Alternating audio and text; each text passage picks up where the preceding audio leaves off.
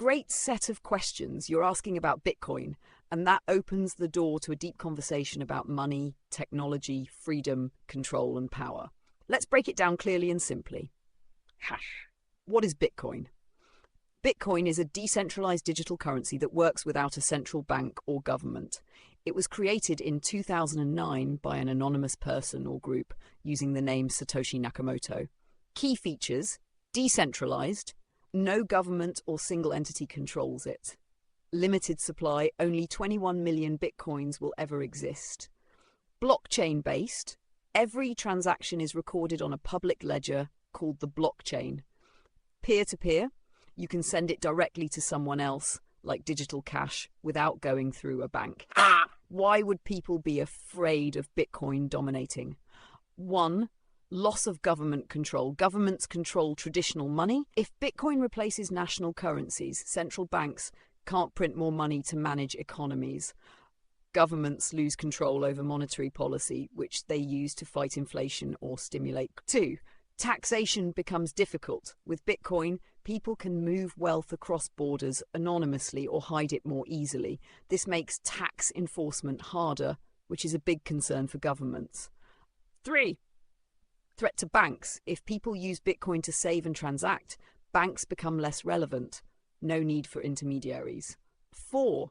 Criminal use. Because Bitcoin can be used without revealing identity, it's been associated with money laundering, illegal marketplaces, e.g. Silk Road, ransomware payments. These things give it a scary reputation, even though regular fiat cash is also widely used for crime. Why don't governments use Bitcoin? Governments generally don't adopt Bitcoin as official currency because they can't control it. It's too volatile. Its price fluctuates wildly. They can't issue more when needed. No way to print more Bitcoin during a crisis. They fear it weakens their sovereignty, control over their own financial systems. Instead, some governments are exploring central bank digital currencies, CBDCs, digital money they control. Should we use it? It depends on your goals. Here's a balanced take. Pros: freedom and privacy in your financial life. Protection against inflation in some countries, e.g. Venezuela, Argentina. Borderless and fast transactions. No need for banks or intermediaries. Cons: volatile, you could lose money quickly, still not widely accepted for everyday purchases, not user-friendly for beginners, wallets, private keys, etc. Potential for scams or losing your Bitcoin if not careful.